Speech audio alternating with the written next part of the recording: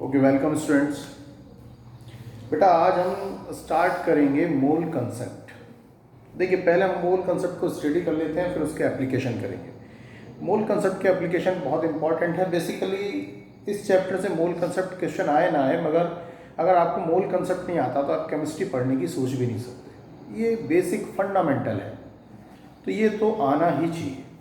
इसके बिना फिर आप केमिस्ट्री पढ़ने की बिल्कुल भी नहीं सोच सकते अगर मोल कंसेप्ट आपको नहीं आता। तो देखिए, स्टार्ट करते हैं बेटा। मोल कंसेप्ट देखिए, जो यहाँ पर हम देखिए मोल जो वर्ड है बेटा, ये मोल अपने अंदर बहुत सारी चीजों को छुपाए हुए है। मोल वर्ड जस्ट लाइक रिप्रेजेंट करने के लिए इसे ऐसे ही मान लेते हैं जैसे दर्जन, मगर दर्जन के अकॉर्डिंग ये तो बहुत बड़ी चीज है मोल। जैसे दर्जन एक वर्ड है, दर्जन अगर आप इसको कहीं से रिमूव करना चाहते हो तो इसकी जगह मल्टीप्लेक्स के लगाओगे 12। जैसे मैं आपसे कहता हूँ कि एक दर्जन पेन ले आइए, तो आप लेके कितना आएंगे 12, यानी दर्जन वर्ड का जो मल्टीप्लेक्स है 12 है। ऐसे मोल वर्ड के डिफरेंट डिफरेंट कंडीशन में मल्टीप्लेक्स अलग अलग होते हैं। बस आप ये समझो कि मोल के आपको मल्टीप्लेक्स याद करने हैं डिफरेंट डिफरेंट कंडीशंस में कि क्या होंगे। अगर कहीं से आप मोल वर्ड हटाना चाहते हो तो इन टर्म ऑफ पार्टिकल क्या आएगा, इन टर्म ऑफ मास क्या आएगा, इन टर्म ऑफ वॉल्यूम क्या आएगा, ये बात आपको पता होनी चाहिए। तो देखिए, मैं बात करता हूँ पहले मोल की। अगर आप बात कर रहे हैं इन टर्म ऑफ पार्टिकल, आप पार्टिकल के टर्म में बात कर रहे हैं। पार्टिकल कौन से हो सकते हैं, यानी कि आप बात कर रहे हैं, यू आर सपोज दैट के आप atoms, molecules, ions, electron, proton, neutron. तो 1 मोल इक्वल टू हो जाएगा 6.023 10 to the power 23, 6.023 10 to the power 23। Atom की बात कर रहे हो तो एटम, मॉलिक्यूल की बात कर रहे हो तो मॉलिक्यूल, एटम्स, मॉलिक्यूल्स, आयंस की बात कर रहे हो तो आयंस, इलेक्ट्रॉन, प्रोटॉन, न्यूट्रॉन। यानी कि 1 मोल इक्वल टू, अगर किसी मॉलिक्यूल के एटम की बात कर रहे हो तो 1 मोल इक्वल टू इतने एटम, 1 मोल में मॉलिक्यूल किसी चीज के इतने होंगे, 1 मोल में आयन इतने होंगे, इलेक्ट्रॉन, प्रोटॉन, न्यूट्रॉन भी यही होंगे। तो ये इन टर्म ऑफ पार्टिकल है। मैं यहाँ पर आपको एक छोटी सी बात बता देता हूँ, कहीं पर अगर कोई न्यूमेरिकल आया हो, वहां पर मोल दिए हो, उस atom, molecule, ion, electron, proton, neutron पूछे गए हो, या फिर atom, electron, ions, electron, proton, neutrons का नंबर दिया गया हो और मोल्स पूछा गया हो, तो आप ये समझ लीजिएगा कि मोल इज इक्वल टू क्या हो जाएगा, giving atom, molecule, ions, oblique electron, proton, neutron upon 6.023 10 to the power 23। Mole निकालने के लिए फॉर्मूला हो गया आपके पास यहाँ पर। ये मोल निकालने के लिए आपके पास फॉर्मूला यहाँ पर हो गया। अब दूसरी में बात कर रहा हूं यहाँ पर इन टर्म ऑफ मास। अगर आप मास की टर्म में बात कर रहे हैं तो क्या होगा, देखिए, अगर मास की टर्म में अगर आप यहाँ पर बात कर रहे हैं तो मास की टर्म में दो तरह से बात कर सकते हो आप, कि एटम के लिए डिफरेंट तरह से कर रहे हैं, मॉलिक्यूल के लिए। और मास के टर्म में जो बात करेंगे वो ग्राम एटॉमिक मास की टर्म में करेंगे। तो अगर आप एटम के लिए बात कर रहे हैं तो यहां पर ग्राम एटॉमिक मास, किसी भी एटम का ग्राम एटॉमिक मास 1 मोल के बराबर होता है। जैसे मैं आपसे कहता हूं एग्जांपल के तौर पे, आपका Na है और Na इज इक्वल टू कितना होता है 23 ग्राम। Na का ग्राम एटॉमिक मास 23 ग्राम है, तो 23 gram Na is equal to 1 mole, या 1 mole is equal to 23 gram Na। अगर आप मॉलिक्यूल के बारे में बात कर रहे हैं तो आप किसी भी चीज का gram molecular mass equal to 1 mole होगा। जैसे CO2 का एग्जांपल मैं यहां देता हूं, CO2 का मॉलिक्यूलर मास होता है 44 ग्राम, तो 44 gram CO2 equal to 1 mole, 1 mole is equal to 44 gram CO2। ऐसे ही किसी भी चीज के gram atom equal to 1 mole, किसी भी चीज का gram molecule equal to 1 mole. अगर आप बात कर रहे हैं यहां पर in term of volume, in term of volume, अगर आप वॉल्यूम के टर्म में बात कर रहे हैं at STP, in term of volume, ठीक है जी। अगर आप इन टर्म ऑफ वॉल्यूम की बात कर रहे हैं, इन term of volume of any gas at STP, किसी भी गैस का एसटीपी पर कंडीशन पे बात हो रही है। एसटीपी जरूर होना चाहिए, या तो एसटीपी वर्ड लिखा हो बेटा या फिर एनटीपी लिखा हो, स्टैंडर्ड टेम्परेचर प्रेशर या नॉर्मल टेम्परेचर प्रेशर। तो किसी भी गैस का 1 मोल इक्वल टू 22.4 लीटर बेटा, या 22,400 ml, ये होगा। तो बस आप इतना ध्यान रखिए, अगर आपके किसी भी न्यूमेरिकल में मोल दिया हो, वॉल्यूम पूछा गया हो गैस का मगर एसटीपी पर पूछा गया हो, और अगर मान लीजिए वॉल्यूम दिया गया हो तो मोल पूछा गया हो मगर एसटीपी पर पूछा गया हो, तो आपको क्या करना है, आपको करना सिंपली ये है कि mole is equal to given volume at STP upon 22.4 litre, otherwise 22,400 ml। अगर वॉल्यूम ऊपर आपने ml में लिया है तो नीचे 22,400 ml लेंगे, अगर आपने वॉल्यूम लीटर में लिया है तो नीचे 22.4 लीटर लेंगे। इसी तरह से मैं मास की टर्म में बताना आपको यहाँ पर रह गया है। अगर किसी का मास दिया हो ग्राम में और मोल पूछा गया हो, मोल दिया गया हो और उसका ग्राम में मास पूछा गया हो, व्हाटएवर एटम हो या मॉलिक्यूल हो, तो मोल इज इक्वल टू हो जाएगा आपके पास mass in gram, given mass in gram upon atomic oblique molecular mass, atomic oblique molecular mass. अब देखिए, मोल एटम मॉलिक्यूल की टर्म में ये फॉर्मूला हो गया, ग्राम की टर्म में ये फॉर्मूला हो गया, ये इस टर्म में। तो ये सारे फॉर्मूले किससे लिंक हो रहे हैं? मोल से लिंक हो रहे हैं। यानी mole equal to this one, mole equal to this one और mole equal to this one. तो ये तीनों फॉर्मूले एक दूसरे के बराबर होंगे या नहीं होंगे, ये बड़ी खास बात है। बस जब ये फॉर्मूला भी मोल के लिए है, ये फॉर्मूला भी मोल के लिए है एसटीपी पर वॉल्यूम निकालने वाला, और ये फॉर्मूला भी मोल ही निकालने के लिए है, तो ये तीनों फॉर्मूले एक दूसरे के बराबर हो गए या नहीं। तो न्यूमेरिकल में ऐसे यूज कर लेंगे, जैसे ये वाला फॉर्मूला है, मैं इसके लिए लिखता हूं कि mass in gram upon atomic oblique molecular mass, atomic oblique molecular mass equal to, ये वाला हो जाएगा गिवन एटम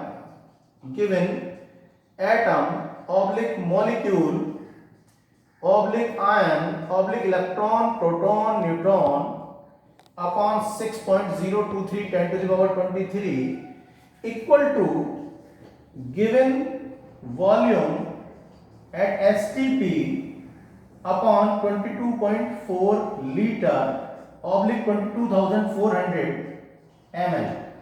अब आप इस फॉर्मूले को कंडीशन पे डिपेंड करेगा न्यूमेरिकल की, चाहो तो इसको इसके बराबर रख दो या तो इसको फाइनली इसके बराबर रख दो। सपोज आप ऐसा समझिए कि किसी भी गैस का मास दिया हुआ है और आपसे कह दीजिए उसके एटम बताइए आप क्या होगा, ठीक है जी। तो आप एटम कैसे निकालेंगे? जैसे यू आर सपोज दैट मैं एक क्वेश्चन लेता हूं, एक हाइपोथेटिकल क्वेश्चन ले रहा हूं, यहां से भी मैं बना के अपने पास से ले रहा हूं। जैसे आपसे ये कहा जाता है, मैं इसको यहां से इतना रब करता हूं, एक क्वेश्चन है इन CO2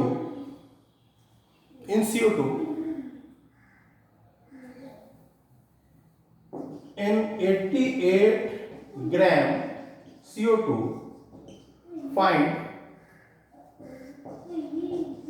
molecule of CO2। Roman number second, find volume of CO2 at STP। ठीक है जी, ये आपको क्वेश्चन दे दिया। देखिए क्या करना है। पहले क्वेश्चन में 88 ग्राम CO2 है और मॉलिक्यूल पूछे हैं। मास इस वाले फॉर्मूले में आता है और ये इस वाले फॉर्मूले, वॉल्यूम हमारे पास इस फॉर्मूले में आता है और मॉलिक्यूल इस फॉर्मूले में आता है। तो मास वाला फॉर्मूला क्या है? ये रहा मास गिवन अपॉन CO2 एक मॉलिक्यूल है तो मॉलिक्यूलर मास इक्वल टू, आपसे क्या पूछा है? Find the molecule. तो नंबर ऑफ मॉलिक्यूल आपको निकालने हैं अपॉन 6.023 10 to the power 23। देखिए मास गिवन है कितना 88 ग्राम, मॉलिक्यूलर मास CO2 का 44, नंबर ऑफ मॉलिक्यूल निकालने हैं आपको, number of molecule upon 6.023 10 to the power 23 number of molecule निकल आया नहीं निकल आया, हो गया आसानी से, नंबर ऑफ मॉलिक्यूल निकल आया।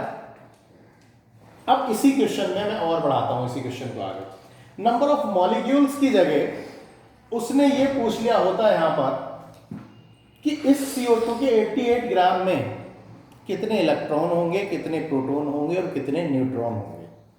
ठीक है जी, तो आप पहले तो ये मॉलिक्यूल निकाल लें, तो नंबर ऑफ मॉलिक्यूल आपके पास निकल के आ गए। सपोज करो यहां से आपके पास number of molecule is equal to suppose x आ गए, कितने आ गए बेटा x आ गए, सपोज नंबर ऑफ मॉलिक्यूल, ये x नंबर ऑफ मॉलिक्यूल अगर आ गए इसके कैलकुलेशन करने के बाद आपके पास इसके कैलकुलेशन के बाद x मॉलिक्यूल आ गए। तो एक फंडामेंटल बात देखो जरा, एक रफ वर्क करो कि CO2 में एक कार्बन है, एक ऑक्सीजन है और एक कार्बन है, 2 ऑक्सीजन है। तो CO2 के एक मॉलिक्यूल में एक कार्बन 2 ऑक्सीजन है, तो 6C12 8O16 8O16। तो एक मॉलिक्यूल में इलेक्ट्रॉन, प्रोटॉन और न्यूट्रॉन कितने हो गए एक मॉलिक्यूल में?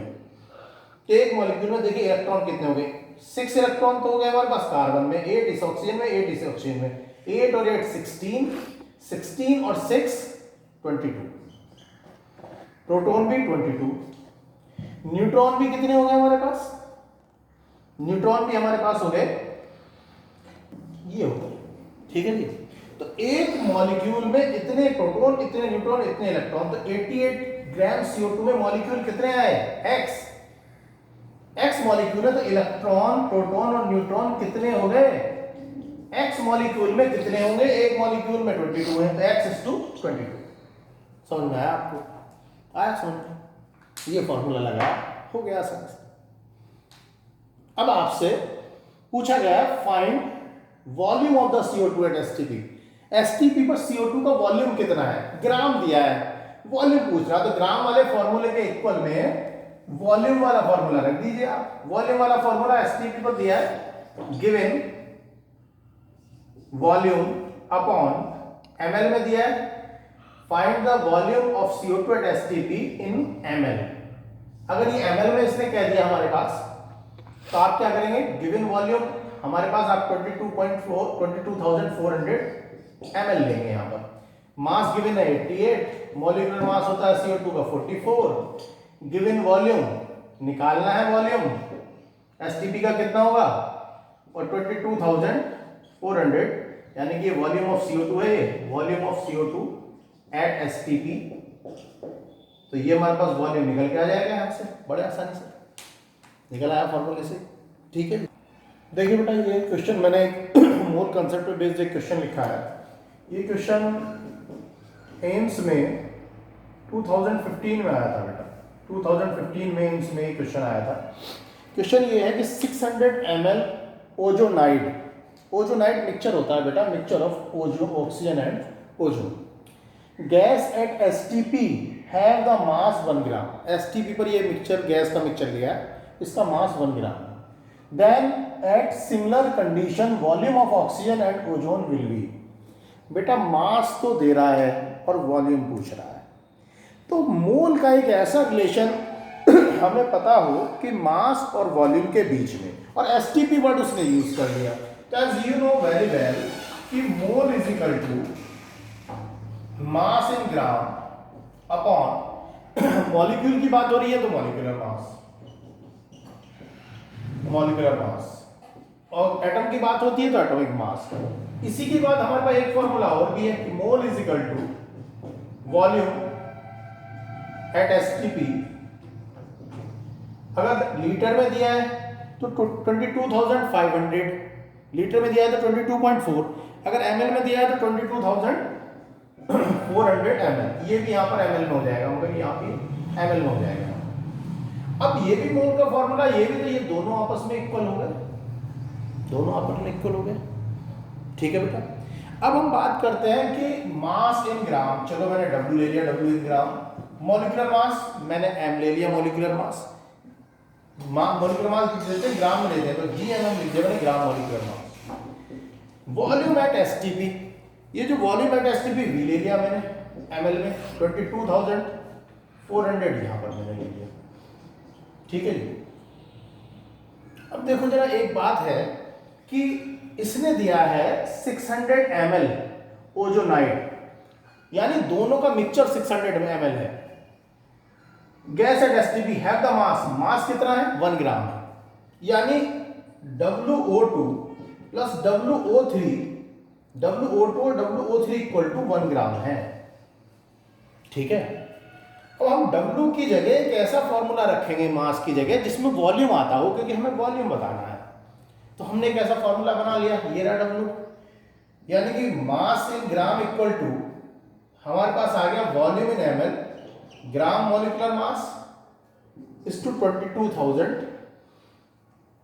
अच्छा ठीक है, 22,400 इंटू ग्राम मॉलिक्यूलर मास, ये हमारे पास फॉर्मूला एक हमने बना लिया है। अब ये WO2 WO3 इन दोनों के मिक्सचर को बोलते हैं ओजोनाइड। ओजोनाइड का टोटल वॉल्यूम दिया हुआ है 600 ml। कितना है टोटल वॉल्यूम 600 ml। अब देखिए मैं ऑक्सीजन की जगह, ऑक्सीजन के मास की जगह ये वाला फॉर्मूला रखूंगा, इसके मास की जगह भी यही वाला फॉर्मूला रखूंगा। तो ऑक्सीजन के मास में ऑक्सीजन का वॉल्यूम ये तो निकालना है, पता ही नहीं है हमें ओजोनाइड का। तो सपोज मैंने ये ले लिया x सपोज कर लिया मैंने अपॉन 22,400 ml। ग्राम मॉलिक्यूलर मास ऑक्सीजन का कितना हो गया 32 प्लस O3 की बात कर रहे हैं, O3 का वॉल्यूम, टोटल वॉल्यूम तो 600 ml है, ऑक्सीजन का सपोज कर लिया आपने x, तो कितना हो गया 600 minus x upon 22,400 ml। Gram molecular मास कितना हो गया 48 और इक्वल टू कितना आ गया बेटा 1। आपके सामने पूरा का पूरा सब कुछ तैयार रखा है, केवल इसमें x नहीं है।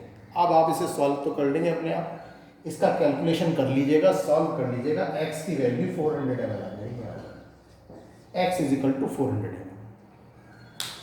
ठीक है जी। तो volume of oxygen and ozone will be, तो अगर x आ गया 400 ml तो x किसका वॉल्यूम है ऑक्सीजन का, तो O3 का वॉल्यूम कितना हो जाएगा 600 माइनस x, यानी 600 माइनस 400 इक्वल टू 200। तो ऑक्सीजन का वॉल्यूम आ गया 400, ओजोन का आ गया 200 और टोटल मिला के हो गया 600। आपका आंसर चेक हो गया। अगर दोनों का एडिशन आपके पास 600 आ रहा है तो आपका आंसर चेक हो गया, ठीक है बेटा। तो ये आपका हो गया मोल कंसेप्ट के, और हम यहाँ पर प्रॉब्लम करेंगे अभी। देखिए बेटा एक न्यूमेरिकल मैं यहाँ पर ले रहा हूँ, ये न्यूमेरिकल बेटा नीट में आया है, ये नीट का न्यूमेरिकल है, नीट में आया हुआ एक, और एक बार ये आया है IIT मेंस में, IIT मेंस में भी आया है, नीट में भी आया है। पहले IIT मेंस में आया था, उसके बाद नीट में आया था ये। तो देखिए P and Q mutually combine to form two compound PQ2 and P2Q3 if 0.15 mole of PQ2 have mass 9.3 gram and 0.15 mole of P2Q3 have mass 15.3 gram, then gram atomic mass of P and Q will be। देखिए P और Q का gram atomic mass निकालना है, और दो फॉर्मूले उसने आपको दे दिए, मैं यहाँ पर सॉल्यूशन कर रहा हूँ। एक तो दे दिया उसने PQ2 और एक दिया है P2Q3। उसने ग्राम एटॉमिक मास पूछे हैं इनके।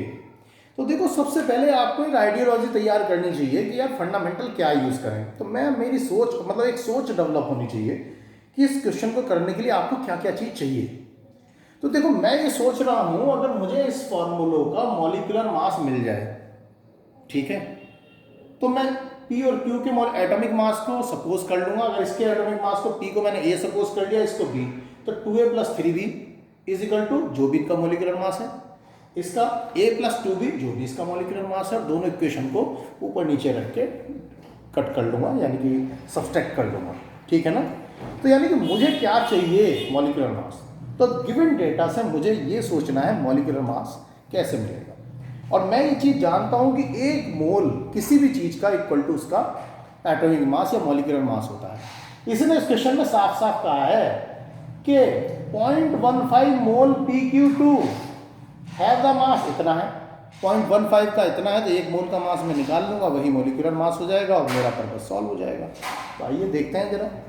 ये खुद कह रहा है कि 0.15 मोल किसके, PQ2 के कितना है, 9.3 ग्राम है, तो 1 मोल में कितना होगा, तो 9.3 अपॉन 0.53 ये हो जाएगा 62 आ जाएगा। कितना आ जाएगा, 62 आ जाएगा। ये आ गया ग्राम में इसका, ठीक है। अब दूसरे में वो कह रहा है P2Q3 के लिए, वो ये P2Q3 के लिए कह रहा है कि 15.3 ग्राम P2Q3 इक्वल टू, वो बता रहा है कितना, ये इतना 0.15 मोल P2Q3 इक्वल टू 15.3 ग्राम। तो 1 मोल में कितना हो जाएगा, 15.3 अपॉन 0.15 इक्वल टू आ जाएगा 102। इसका आ गया मॉलिक्यूलर मास, इसका भी आ गया, इसका भी आ गया। हमने सपोज कर लिया कि let atomic mass of P is equal to A, Q is equal to B। तो PQ2 के लिए हमने क्या करा, PQ2 के लिए A plus 2B is equal to 62, और P2Q3 के लिए क्या हो गया, 2A plus 3B equal to 102। ये हमारे पास आ गया।